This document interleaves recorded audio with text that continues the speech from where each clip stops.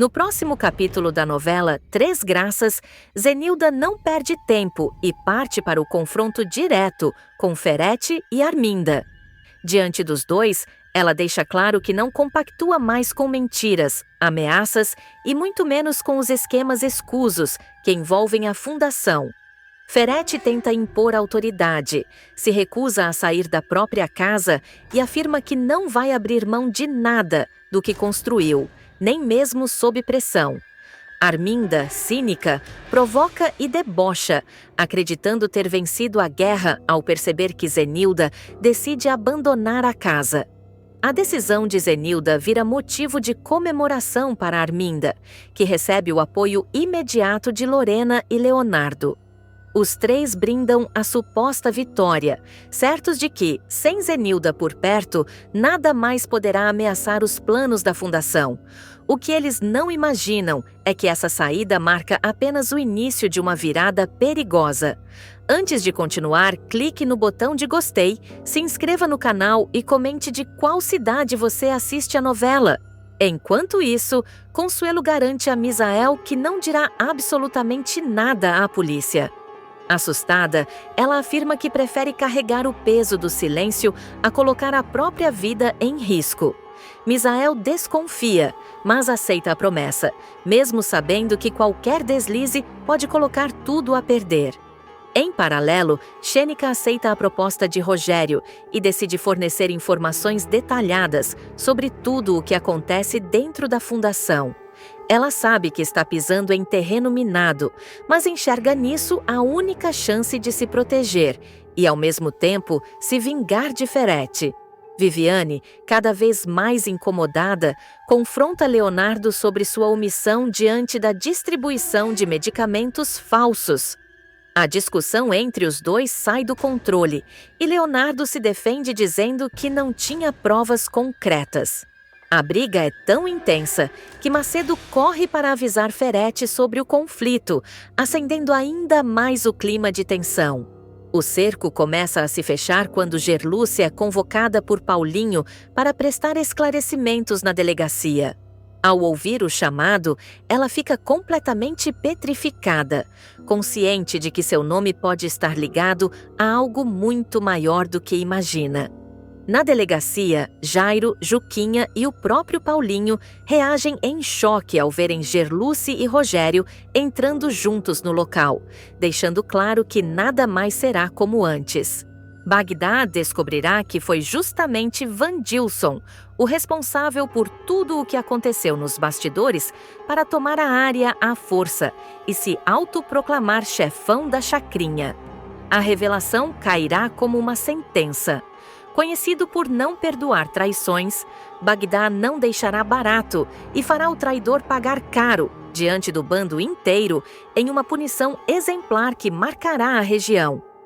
Tudo começa quando Bagdá decide se afastar temporariamente da vida criminosa. Cansado, machucado e desconfiado de todos, ele resolve tirar umas férias forçadas, deixando a área sob observação indireta, enquanto tenta tocar seus corres longe dali, ao lado de Lucélia. O que Bagdá não imagina é que sua ausência será interpretada como fraqueza. Nos becos da chacrinha, o burburinho cresce, os olhares se cruzam e os cochichos se espalham. É nesse vácuo de poder que Vandilson age. Sem qualquer reunião ou consenso, Vandilson se autoproclama dono da área. De peito estufado e discurso ensaiado, ele reúne o grupo, impõe respeito no grito e anuncia que, a partir daquele momento, as ordens partem dele. Alguns estranham, outros se calam por medo. Alemão observa tudo em silêncio, incomodado, mas ainda tentando entender até onde aquilo vai. Na mesma noite, Vandilson decide mostrar força. Ele segue com o grupo até as residências da chacrinha para dar o recado. Um aviso que mais parece ameaça. A primeira parada é na casa de Gerluce. A batida no portão ecoa pesado. Lígia atende, apreensiva, enquanto Gersi aparece logo atrás, desconfiado. Vandilson entra sem pedir licença e vai direto ao ponto. Todo dia 5, cada residência terá que pagar a chamada taxa de segurança. Jersey questiona, sem entender de onde surgiu aquilo. Que taxa é essa? Quem autorizou? Vandilson sorri de canto, com deboche, e responde que não é obrigatório. A frase seguinte, no entanto, deixa claro o recado real. Quem não pagar, ele não se responsabiliza pelo que pode acontecer. O silêncio pesa. Lígia engole seco, sente o perigo no ar e diz que já entendeu o aviso. Do lado de fora, nas sombras, Jorginho observa tudo, atento a cada palavra, cada gesto, cada olhar torto. Vandilson sai satisfeito, convencido de que deixou sua marca. Alemão o acompanha, calado. Assim que se afastam da casa, Alemão perde a paciência e confronta o comparsa. Diz, sem rodeios, que Bagdá jamais concordaria com aquilo, que aquilo não faz parte das regras da área. Vandilson explode. Grita que agora o dono da chacrinha é ele, que Bagdá sumiu e não manda mais em nada. Ameaça Alemão, chega perto demais, invade o espaço, deixando claro que qualquer questionamento será tratado como traição. Alemão recua, prefere se calar, mas o incômodo cresce. Jorginho continua observando, juntando peças. No dia seguinte, Vandilson avança ainda mais. Ele surge com o bando na igreja da comunidade, interrompendo um momento de oração. O pastor se assusta ao ver os homens armados entrando. Vandilson anuncia que a igreja também terá que contribuir com a taxa de segurança. O clima fica pesado. O pastor se indigna, diz que aquele lugar é sagrado. Vandilson se aproxima, agressivo, o dedo em riste, o tom ameaçador. É quando Jorginho aparece. Ele se coloca entre os dois e manda Vandilson se afastar. O vilão reage, provocando, dizendo que ele não é Bagdá, que não manda em nada. Jorginho questiona, em voz alta, se ele está mesmo cobrando taxa dos moradores da chacrinha. Vandilson confirma, cheio de si, alegando que é para a segurança de todos. Jorginho rebate na hora. Então paga quem quer. O olhar de Vandilson escurece. Ele recua, mas deixa uma ameaça no ar, prometendo voltar. Depois, Jorginho alerta o pastor e a filha sobre o perigo iminente. Diz que aquilo não vai acabar bem e que eles precisam ficar atentos. Pouco tempo depois, Vandilson percebe que Alemão desapareceu. O sumiço levanta suspeitas, mas ele prefere ignorar, acreditando que o medo fará Alemão voltar por conta própria. Lê do engano.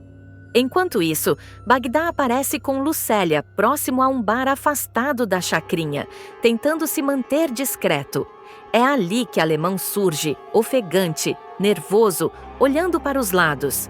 Ele conta tudo.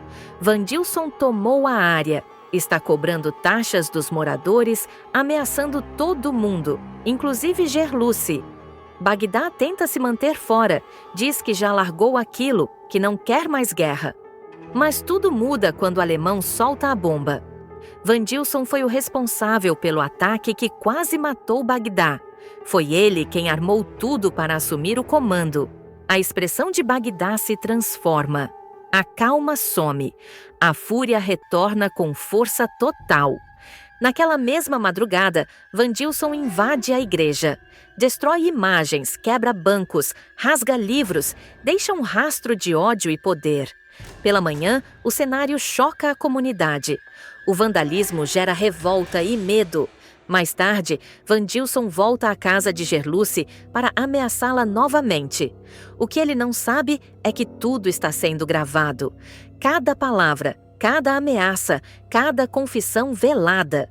Confiante demais, ele invade a casa, se sente no controle, não percebe o detalhe que o condena. É então que a armadilha se fecha. Bagdá surge das sombras, mostra a bala, a prova do atentado, expõe a traição diante do bando que começa a chegar, um por um. O clima vira, os olhares mudam. Vandilson tenta reagir, gritar, se justificar, mas já é tarde demais. Desmascarado, humilhado, abandonado pelos próprios aliados, Vandilson vê o poder escorrer pelos dedos. Sem apoio, sem moral, sem saída, ele é expulso da chacrinha antes do amanhecer, carregando apenas o peso da própria traição. Enquanto o silêncio da comunidade anuncia que nada mais será como antes. Nos instantes finais da madrugada, a chacrinha ainda estará tomada por um silêncio pesado, quebrado apenas pelos passos apressados de Vandilson sendo empurrado para fora da área. Sem direito à despedida, sem aliados, ele tenta manter a pose, mas o medo já tomou conta. Bagdá observa de longe, em silêncio, deixando claro que aquela expulsão não é um perdão, é um aviso definitivo. O detalhe que selou o destino do traidor começa a se espalhar entre o bando. Não foi só a gravação na casa de Gerluce que o entregou, mas a bala que Bagdá carrega consigo desde o atentado. A marca, o calibre e a origem coincidem com a arma que Vandilson costumava exibir como troféu. Um erro que ele jamais imaginou que alguém fosse ligar aos fatos. Aos poucos, os homens entendem que tudo foi premeditado. A ausência de Bagdá, a cobrança das taxas, o ataque, a destruição da igreja. Nada foi impulso, foi um golpe calculado. Bagdá reúne o grupo ainda antes do sol nascer. Sem discursos longos, ele deixa claro que traição não se negocia. Diz que a chacrinha não é terra de extorsão nem de covardia, e que quem tentar repetir o que Vandilson fez terá o mesmo destino, ou pior. O recado é direto, frio e definitivo. Ninguém ousa contestar. Jorginho, que acompanhou tudo desde o início, troca olhares com Bagdá. Há respeito, mas também tensão. Ele deixa claro que a comunidade agora sabe quem realmente tentou mandar ali pelo medo e que os moradores não vão esquecer tão cedo o que viveram. Bagdá concorda, ciente de que recuperar a confiança da chacrinha será mais difícil do que retomar o comando. Na casa de Gerluce, Lígia ainda está abalada. O áudio gravado continua ecoando em sua cabeça. A ameaça virou prova e a prova virou justiça. Mesmo assim, o medo não some de uma hora para outra. A sensação é de que algo maior foi evitado por pouco. Enquanto isso, Vandilson caminha sozinho pela estrada de terra, ferido no orgulho e cercado de rancor. Ele sabe que foi desmascarado não por força, mas por descuido. Um detalhe, um erro. E essa certeza o corrói mais do que a expulsão. De volta à chacrinha, Bagdá encara o amanhecer com expressão dura. A área voltou para suas mãos, mas a guerra deixou marcas. Ele sabe que a calmaria será apenas aparente, que velhas feridas ainda vão sangrar e que novas ameaças podem surgir de onde menos se espera. No próximo capítulo da novela Três Graças, Gerluce sente o chão desaparecer sob seus pés, ao perceber que o cerco de Paulinho começa a se fechar. O olhar desconfiado do policial a apavora, e ela sabe que o próximo questionamento pode ser definitivo. Desesperada, Gerluce procura Lígia e pede ajuda, confessando que teme perder tudo: o amor, a filha e a pouca paz que ainda restou. Lígia tenta acalmá-la, mas deixa claro que a verdade, mais cedo ou mais tarde, sempre cobra seu preço. Antes de continuar, clique no botão de gostei, se inscreva no canal e comente de qual cidade você assiste a novela. Enquanto isso, na delegacia, Consuelo enfrenta o delegado Fausto. Com frieza e um discurso ensaiado, ela explica a origem de seu dinheiro, afirmando que tudo vem de antigos investimentos e favores do passado. Fausto escuta atento, mas não se convence totalmente. A tensão aumenta quando Misael liga para Joaquim e Júnior e avisa sem rodeios que Consuelo foi presa, espalhando o pânico entre os aliados da mulher. A situação muda de rumo quando Ferretti entra em cena. Usando sua influência, ele manda Fausto soltar Consuelo imediatamente, mas faz uma exigência perigosa. Quer que o delegado passe a seguir cada passo da moça. Ferete desconfia que há mais segredos do que ela aparenta e decide jogar dos dois lados. Pouco depois, ele descobre algo ainda mais grave. Gerluce tentou fazer uma denúncia anônima na delegacia. A revelação acende um alerta vermelho e desperta a fúria do empresário. Paralelamente, Zenilda recebe de Zé Maria uma bomba capaz de destruir impérios. Ele revela que os remédios distribuídos pela fundação são falsos. Indignada, Zenilda confronta Xênica e José Maria e afirma, sem hesitar, que irá até o fim para descobrir toda a verdade sobre Ferete e a fundação, custe o que custar. Em um momento de emoção, Gerluce agradece Jorginho por ter salvado sua filha, reconhecendo que, sem ele, a tragédia teria sido inevitável. Já Paulinho, dividido entre o amor e a farda, decide seguir seu dever de policial, mesmo sabendo que isso pode colocar seu namoro com Gerluce em risco. O capítulo termina de forma devastadora. Zenilda entra no quarto e flagra Ferete e Arminda em sua cama. O choque é imediato. O silêncio pesa. E a traição escancarada promete consequências irreversíveis. Uma das sequências mais impactantes promete virar o estômago do público.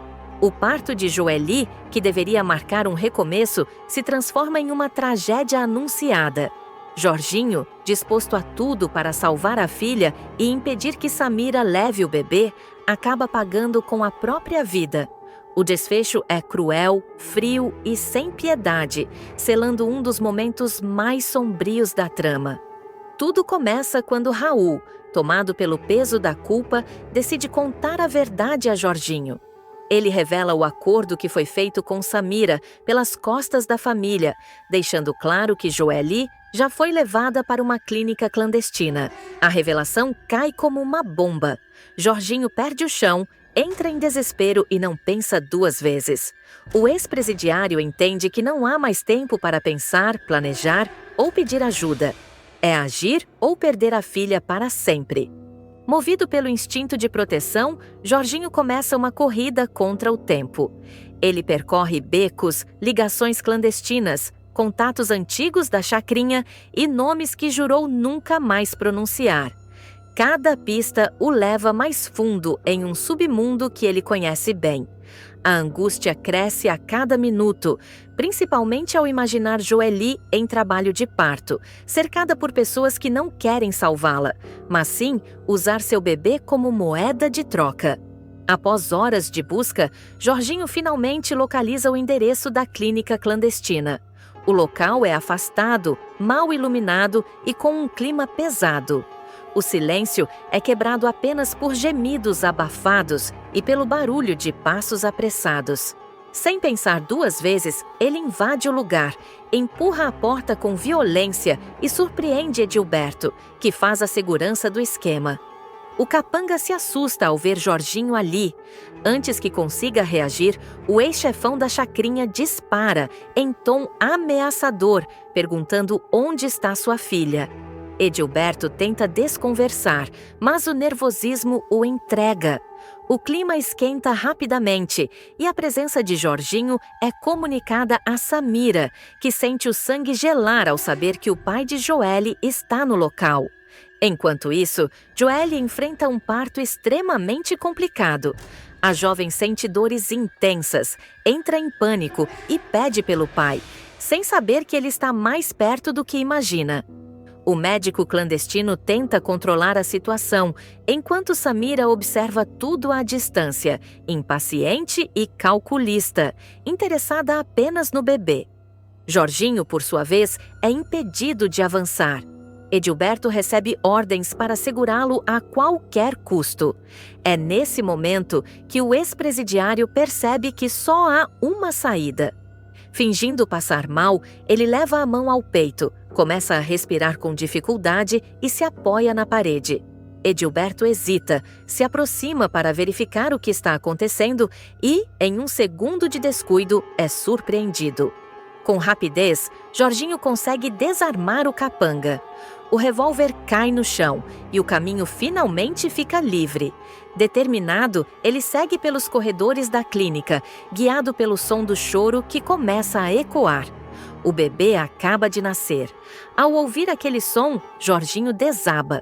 As lágrimas escorrem pelo rosto marcado e ele sussurra, emocionado, que o neto está vivo. Por alguns instantes, o ex-presidiário esquece o perigo. Ele só pensa em Joely, no bebê, em reparar os erros do passado.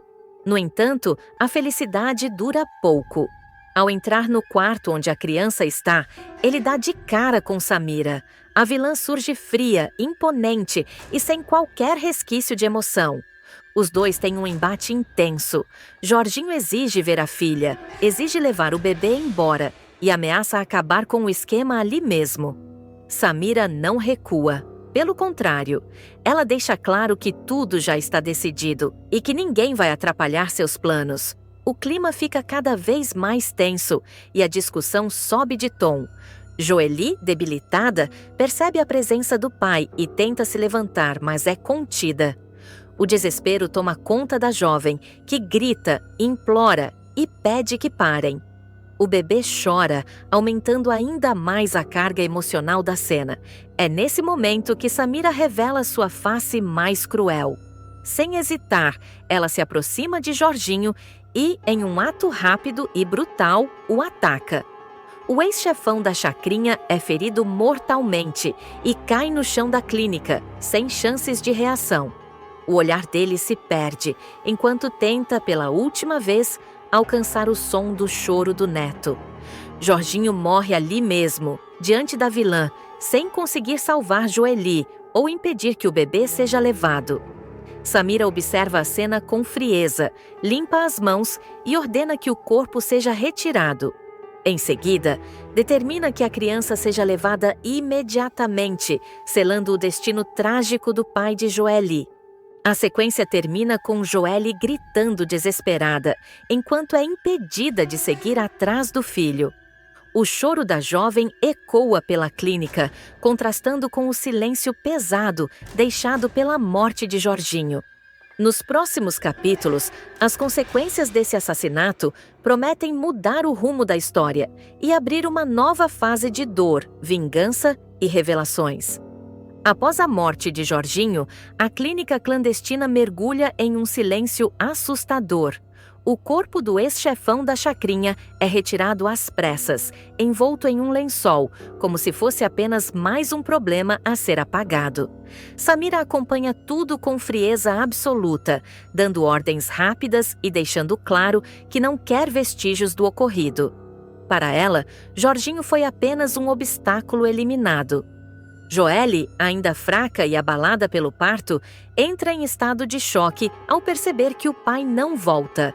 Ela grita, se debate e tenta sair da maca, mas é contida pelos funcionários da clínica. Desesperada, a jovem pergunta pelo pai repetidas vezes, sem obter resposta. O silêncio dos presentes confirma o pior antes mesmo que alguém tenha coragem de dizer a verdade. Enquanto isso, Samira embala o bebê por alguns segundos, observa o rosto da criança e faz um comentário frio sobre como tudo saiu conforme o planejado. Em seguida, entrega o recém-nascido a Edilberto, que recebe ordens para levá-lo imediatamente para outro local. A vilã deixa claro que ninguém pode saber do paradeiro da criança e que qualquer falha será punida sem piedade. Raul, do lado de fora, começa a estranhar a demora. Tomado por uma sensação ruim, ele tenta contato com a clínica, mas não consegue resposta. O peso da culpa aumenta quando ele percebe que algo saiu do controle. O acordo feito com Samira passa a se revelar um erro irreversível. Pouco depois, a notícia da morte de Jorginho começa a circular de forma fragmentada. Pessoas ligadas à chacrinha ficam em choque ao saber que o antigo líder foi assassinado de maneira tão brutal. O clima é de revolta, medo e incredulidade. Muitos passam a desconfiar de Samira, mas ninguém ousa confrontá-la diretamente.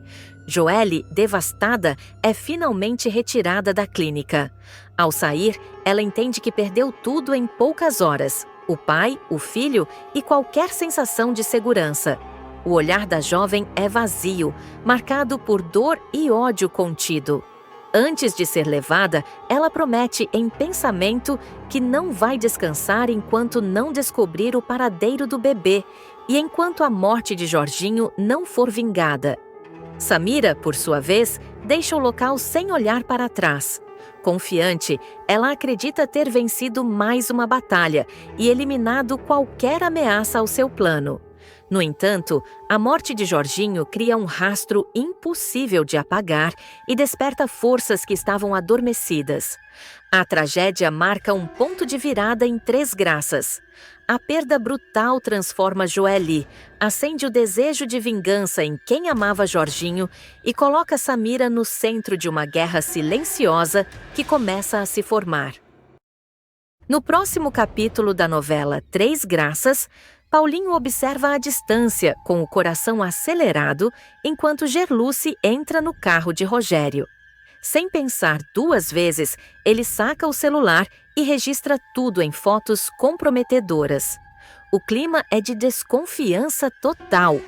Antes que consiga seguir o veículo, o telefone toca. Do outro lado da linha, o delegado Jairo é direto e nada paciente. Ordena que Paulinho retorne imediatamente à delegacia. Contrariado, ele obedece, mas decide guardar as imagens como uma arma para o momento certo.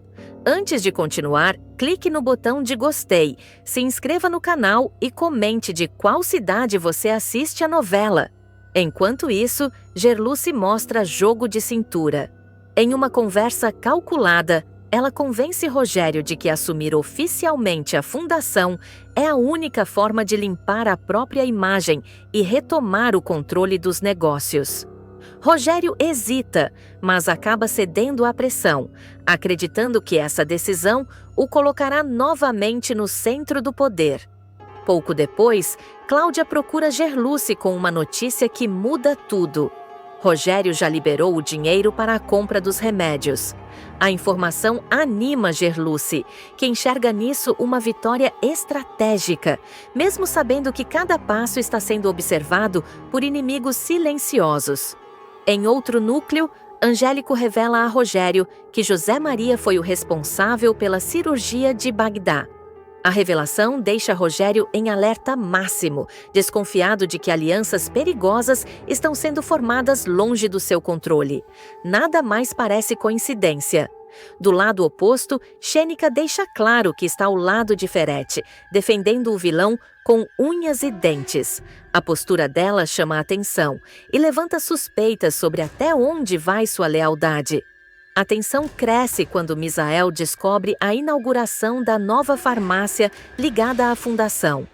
O ódio antigo volta à tona e ele passa a cogitar seriamente uma vingança pela morte da esposa, vítima dos remédios adulterados. Para completar o cerco, Lígia avisa a Gerluce que sua filha não poderá mais voltar a trabalhar na casa de Arminda, acendendo um novo conflito familiar. E, como se não bastasse, Paulinho finalmente confronta Gerluce, pressiona sem piedade e mostra a foto dela entrando no carro de Rogério, deixando no ar a certeza de que segredos estão prestes a explodir. Rogério ressurge de forma triunfal junto com Zenilda e faz Arminda e Ferete caírem para trás. O homem que todos acreditavam estar morto mostrará que nunca esteve tão vivo e mais perigoso do que nunca. O retorno do morto-vivo não será discreto, tampouco impulsivo. Pelo contrário, cada passo terá sido calculado com frieza, como uma jogada de xadrez contra inimigos que acreditavam já ter vencido a partida. Durante todo o tempo em que esteve escondido, Rogério viveu sob identidade falsa, mudando de endereço e evitando qualquer contato que pudesse denunciar sua existência. A ordem era sobreviver. Arminda e Ferete não apenas desejavam sua morte, como tinham certeza de que ela já havia acontecido. Essa falsa segurança permitiu que os dois avançassem em seus esquemas, ampliando o poder da fundação e fortalecendo a rede de crimes que dominava a chacrinha. O que eles não imaginavam é que Rogério observava tudo de longe, juntando provas, memorizando nomes, horários e alianças. O primeiro passo do retorno acontece de forma silenciosa, mas simbólica. Rogério decide sair da invisibilidade e se apresenta na delegacia, acompanhado por Gerluce. A entrada dos dois no local provoca um impacto imediato. Paulinho, ao vê-lo atravessar a porta, fica completamente chocado. O policial chega a pensar que está diante de um fantasma. A tensão toma conta do ambiente e o burburinho se espalha entre os agentes. O falecido presta depoimento, relata parte do que viveu e confirma que forjou a própria morte para escapar de uma execução certa. No entanto, Rogério omite detalhes cruciais. Ele não entrega nomes, não expõe ainda os mandantes e nem revela toda a extensão do esquema criminoso. A estratégia é clara: falar o suficiente para validar seu retorno, mas guardar as cartas mais fortes para o momento certo. Enquanto isso, do outro lado da cidade, Zenilda enfrenta o próprio inferno. Ao flagrar Ferete na cama com Arminda, ela vê ruir não apenas o casamento, mas toda a farsa que sustentava sua vida. A traição escancara o quanto ela foi manipulada e usada como peça descartável. Ferida, humilhada e tomada pela sede de justiça, Zenilda toma uma decisão radical: romper de vez com Ferete e buscar meios legais e pessoais de se vingar. É nesse contexto que ela fica sabendo do ressurgimento de Rogério. A notícia cai como uma bomba. Intrigada e desconfiada, Zenilda vai atrás dele. O reencontro dos dois é carregado de tensão e desconfiança. O pai de Raul não esconde a surpresa ao ver a ex-esposa de seu maior inimigo ali, pedindo uma conversa.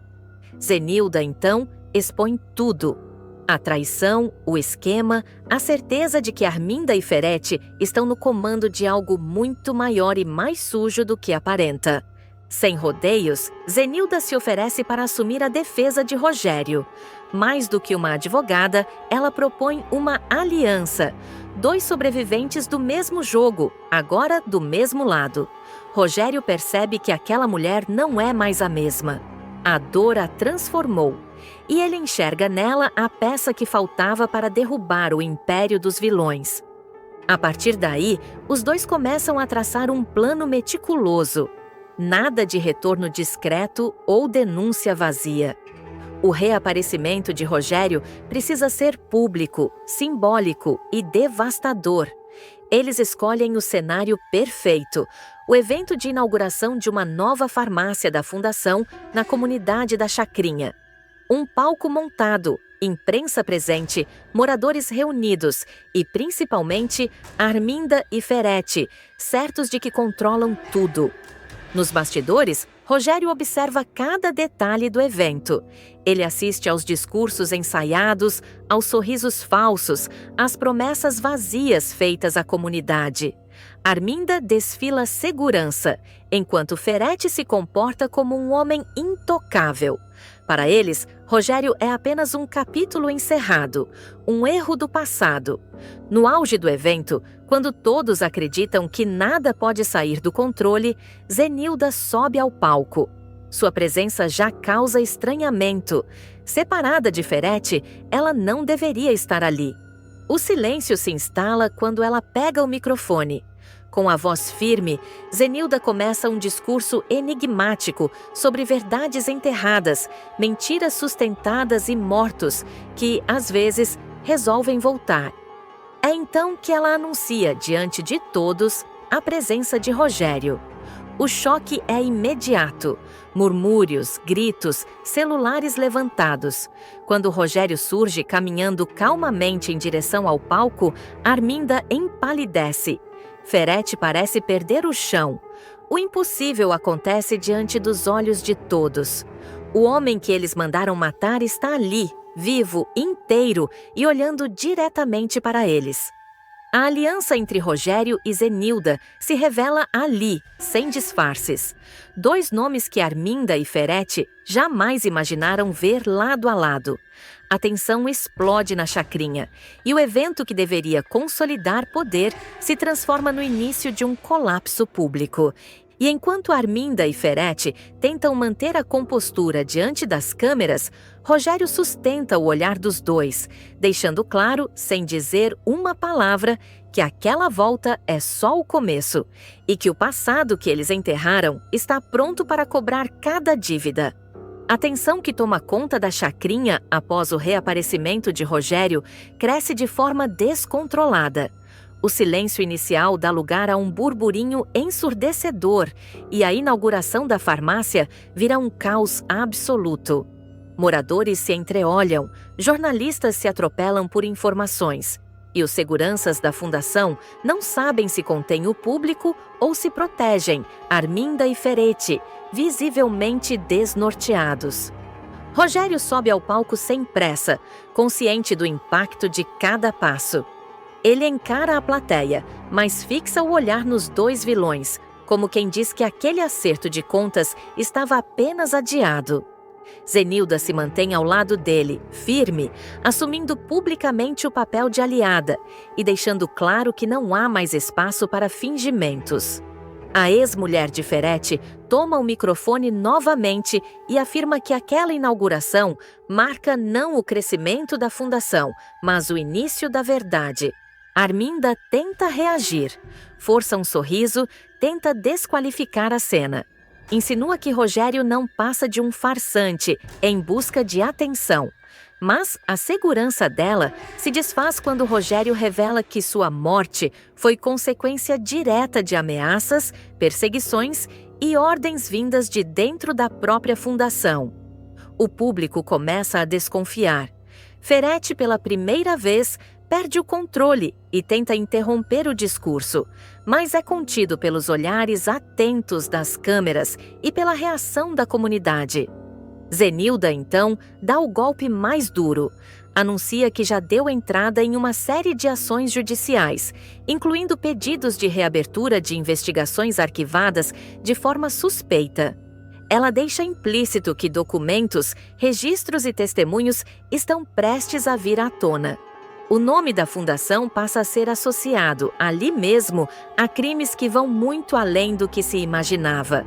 Paulinho, que acompanha tudo à distância, percebe que o jogo virou. Ele entende que o retorno de Rogério não é apenas pessoal, mas uma peça-chave para desmontar um esquema antigo que sempre pareceu grande demais para cair.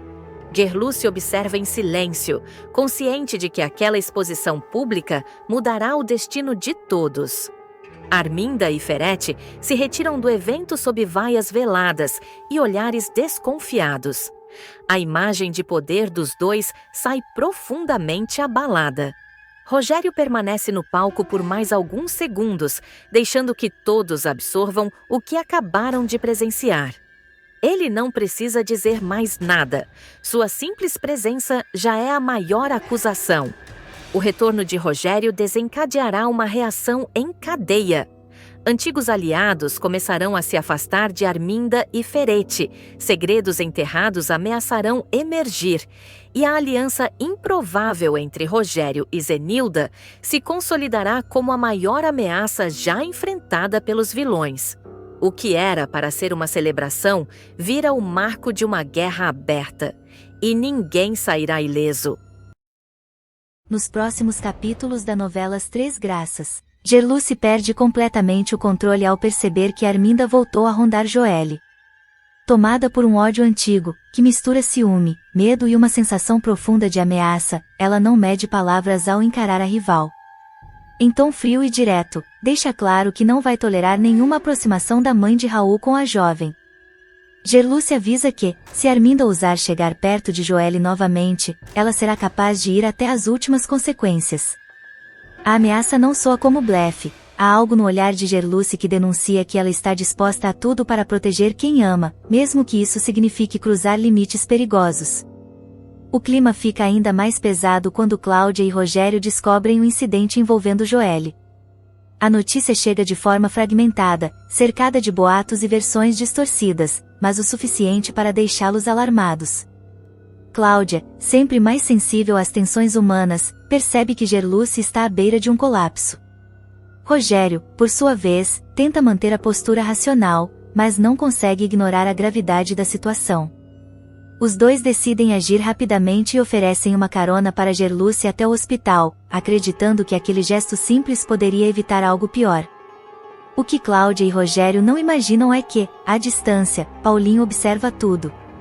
Escondido, ele vê Gerluce entrar no carro de Rogério e sente o chão desaparecer sob seus pés. O coração dispara, a mente se enche de perguntas sem resposta. Por que Gerluce não falou nada?